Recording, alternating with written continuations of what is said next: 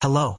Emma's sudden interest in exploring new relationship dynamics was so jarring.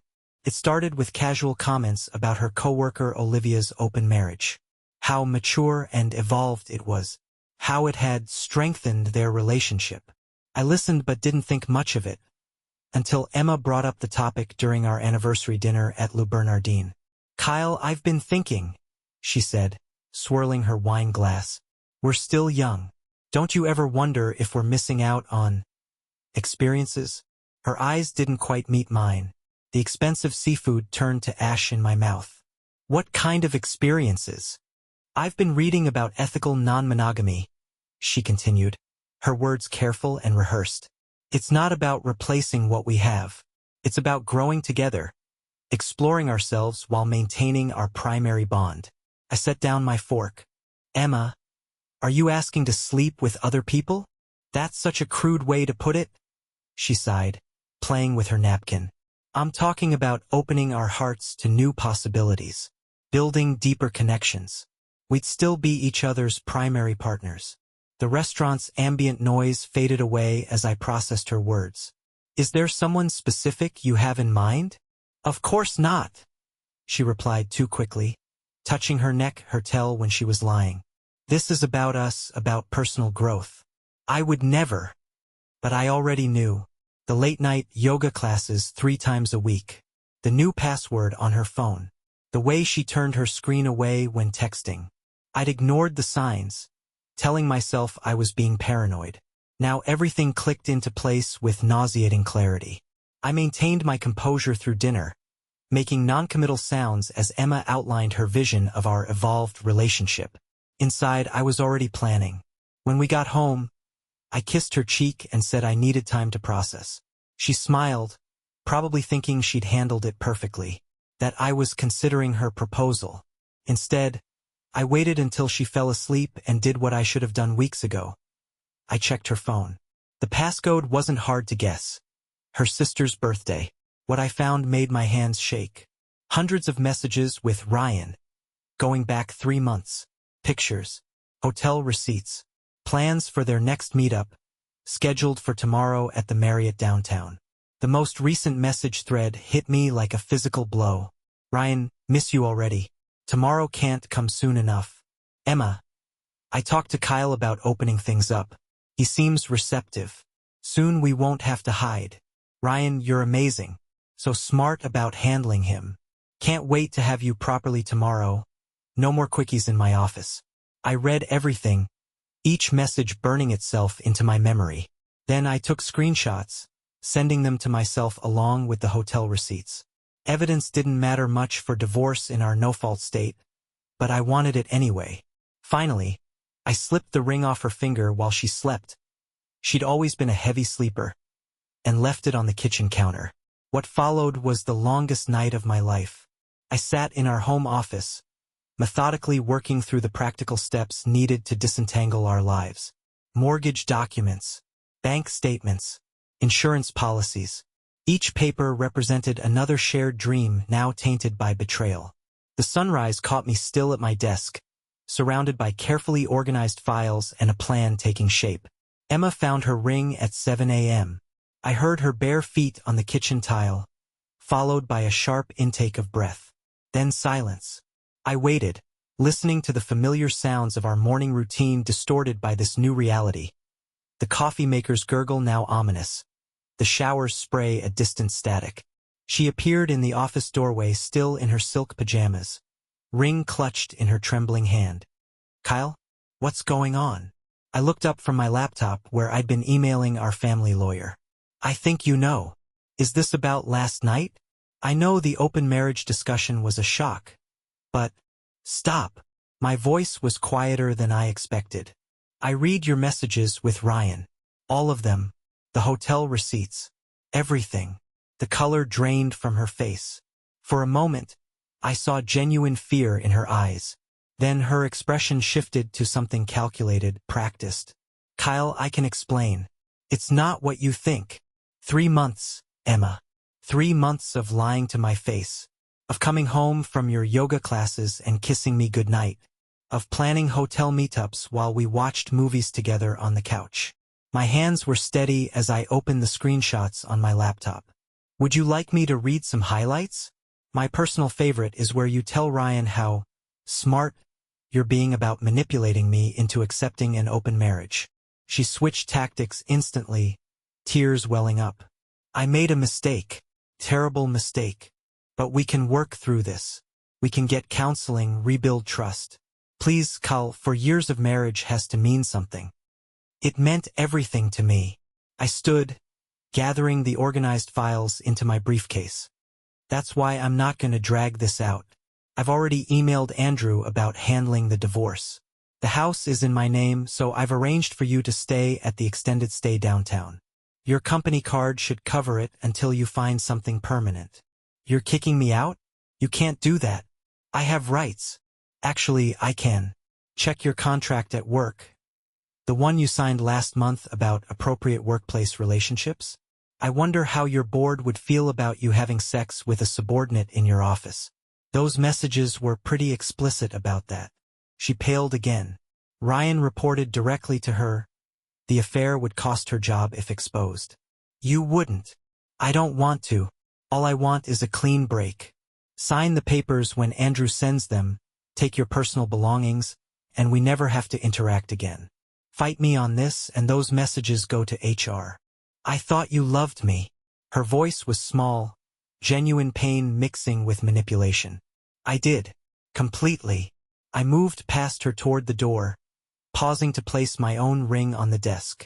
That's why I'm doing this now, instead of playing along with your open marriage fantasy while you continue lying to me. I'm choosing to remember us as we were, not what you've become. I left her standing in the office, surrounded by the remnants of our shared life. My bag was already packed in the car, clothes, important documents, laptop. As I pulled out of the driveway, I glimpsed her watching from the window, still clutching her ring. The sight hurt, but less than I expected. Maybe because I'd spent the night grieving not just her betrayal, but the death of who I thought she was. The next few hours passed in a blur of practical arrangements. Meeting with Andrew to start the divorce proceedings. Calling my business partner to let him know I'd be working remotely for a while. Checking into a suite at the Four Seasons. Expensive, but I needed somewhere that felt nothing like home. By noon, my phone was filled with missed calls and messages from Emma, her sister Abigail, and various mutual friends. I ignored them all. It's strange how quickly the familiar becomes foreign. By evening, our social circle had fractured into clear battle lines. My phone buzzed constantly with people choosing sides, offering support, or demanding explanations. Emma's sister Abigail left a particularly biting voicemail about how I was overreacting to a few messages and destroying years of happiness over nothing. I almost called her back to share the full extent of Emma's deception, but decided against it. Let them believe what they wanted. Not everyone took Emma's side, though. Her best friend Lauren showed up at my hotel around dinner time, eyes red from crying. She'd known about the affair for weeks but felt trapped between loyalty and conscience. Now she handed me a USB drive containing months of Emma's conversations with her about Ryan, messages that revealed an even deeper web of lies. I should have told you sooner, Lauren said, hands wrapped around a hotel mug of coffee. But Emma kept saying it was just physical, that she'd end it soon. Then last week, she started talking about leaving you for him once she'd secured her promotion. Something about Ryan's tech contacts being valuable for her career advancement. She looked down. That's when I realized this wasn't just about sex. She was systematically planning to replace you. The revelation should have hurt more than it did. Instead, I felt an odd sense of clarity. Thank you for telling me now. Lauren touched my hand briefly. Emma's been my friend since college, but what she's doing, it's calculated. Cold. I don't recognize her anymore. She stood to leave, then paused. There's something else you should know. Ryan isn't just seeing Emma. There's another woman in accounting, possibly more. Emma doesn't know. I absorbed this information with surprising calmness. Does his wife know? Lauren's eyes widened. His wife? Kyle, Ryan isn't married. He's never been married. The pieces clicked together with nauseating finality. Emma had mentioned Ryan's open marriage multiple times when defending the concept to me. Another lie, designed to make her affair seem more legitimate. I thanked Lauren and spent the next hour reviewing the messages she'd provided. They painted a picture of someone I barely recognized. My wife of 4 years methodically planning an exit strategy that maximized her professional gain while minimizing her personal risk. Around midnight, my phone lit up with a text from an unknown number. It was Ryan. "Hey man, we should talk. Emma's pretty upset. I think we can work something out that benefits everyone." The audacity was almost impressive. I typed back, "Sure, let's meet. Marriott downtown, noon tomorrow. Room 718. He responded quickly, "Sounds good. Glad you're being reasonable about this." I didn't bother replying. Instead, I forwarded the exchange to Emma's company's HR department, along with selected screenshots of their workplace encounters. Then I contacted the Marriott and canceled their reservation for tomorrow, the one I'd found in their messages. Let them arrive to find their love nest given to another guest. The next few hours were surprisingly productive. I drafted emails to our shared friends explaining my side of things. Not for drama but for closure. I contacted our couple's therapist to cancel all future appointments. I even managed to eat something from room service, though I couldn't tell you now what I ordered. Around 3 a.m., Emma tried a different approach. Her text was carefully worded. "I know you're hurt, but please don't do anything rash. We have both invested so much in this relationship. Maybe this can be a wake-up call for both of us. A chance to build something stronger." I stared at the message for a long time, remembering all the moments I'd thought our love was unshakable. The proposal on the beach in Maui. Our wedding dance to At Last. The night we moved into our house, drinking champagne on the floor because we hadn't unpacked any furniture. Each memory now felt like looking through dirty glass, distorted by the knowledge of her calculated deception. The next morning brought unexpected clarity. I woke to dozens of missed calls from Emma and a series of increasingly frantic texts from Ryan. Apparently, HR had called an emergency meeting for 9 a.m. I ignored them both and focused on rebuilding my own foundation. My first stop was our local coffee shop, where Emma and I had spent countless Sunday mornings planning our future. The barista, Mike, took one look at my face and made my usual order without asking. As I waited, he hesitated before speaking. "Listen, man. I've been wanting to tell you something. Emma and that guy, they've been meeting here. Early mornings, before your usual time." I thought about saying something, but I nodded, understanding his reluctance. "How long? 3, maybe 4 months?" They weren't exactly subtle. He pushed my coffee across the counter, refusing payment. "I'm sorry." "You deserved to know." The revelation settled heavily, not for the betrayal. I'd already accepted that. But for the realization that our entire community had been witnessing my humiliation. How many others had seen them together, debating whether to tell me. Back at the hotel, I found an email from Andrew, our lawyer. Emma had contacted him, seeking to negotiate. She was offering to sign a quick, clean divorce agreement in exchange for my silence about the affair. Her career was clearly her priority, fitting, given how she'd used our marriage as a stepping stone. I was crafting a response when my phone lit up with a call from Lauren. "Kyle? You need to know what's happening. Emma just got suspended pending an investigation. Ryan too. But that's not all. 3 other employees have come forward with similar stories about him. It's turning into a whole scandal." The news should have felt like victory. Instead, I felt a complex mix of emotions. Relief that the truth was emerging, sadness for the other people hurt by their actions, and a strange emptiness where my anger had been. Lauren continued, her voice gentle. "There's more. Remember that promotion Emma was angling for? Turns out Ryan had been promising the same thing to everyone he was involved with. He never had the authority to influence promotions. He just used it as leverage." The pieces aligned with nauseating clarity. Emma hadn't just betrayed our marriage. She'd compromised her integrity, her friendships, and her career for a lie. The woman I'd married, ambitious but principled, determined but compassionate, had become someone who traded real connections for empty promises. I spent the afternoon meeting with Andrew, finalizing divorce terms that were firm but fair. No alimony, a clean split of our assets, and a mutual non-disclosure agreement.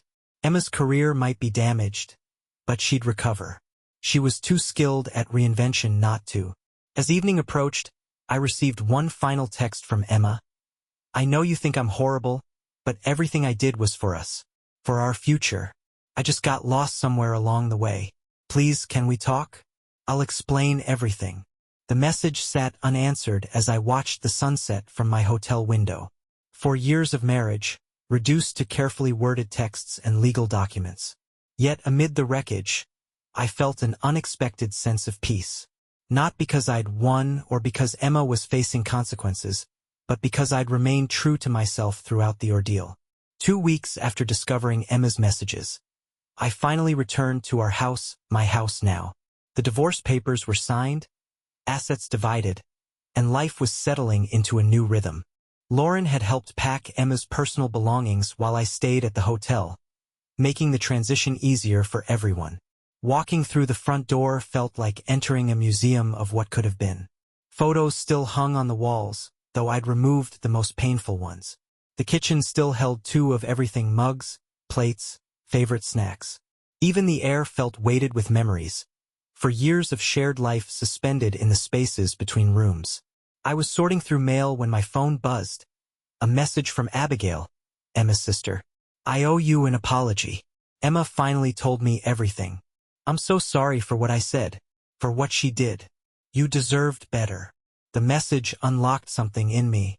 Sitting at my kitchen counter, I finally let myself cry. Not for the marriage I'd lost, but for the future we'd planned. The children we'd talked about having. The growing old together. Dreams now transformed into cautionary tales. Later that evening, Lauren called with an update that felt like the final piece falling into place. The investigation's complete. Ryan's been fired. Turns out he had a pattern of targeting ambitious women in the company, promising career advancement in exchange for affairs. Emma's been demoted and transferred to the Sacramento office. How's she taking it? Hard. She finally sees how she was manipulated, but she also knows she made her own choices. She asked me to tell you she's starting therapy. Not to win you back. She knows that's impossible, but to understand why she was willing to throw away something real for something fake. I appreciated Emma's self-awareness, even if it came too late. I hope she finds her answers.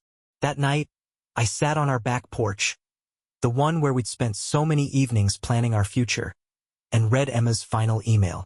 No manipulation this time, no desperate attempts to rewrite history. Just raw honesty. Kyle, I've been trying to understand why I destroyed us. The truth is, I got caught up in a fantasy of having everything: the perfect marriage, the perfect career, the perfect secret excitement. Ryan made me feel powerful, chosen. But it was all smoke and mirrors. I traded substance for shadows, and I'll regret that for the rest of my life. I'm not asking for forgiveness. I just want you to know that you weren't the problem. You were the best thing in my life, and I was too blind to see it. I'm moving to Sacramento next week. You won't hear from me again. I hope you find someone worthy of your trust.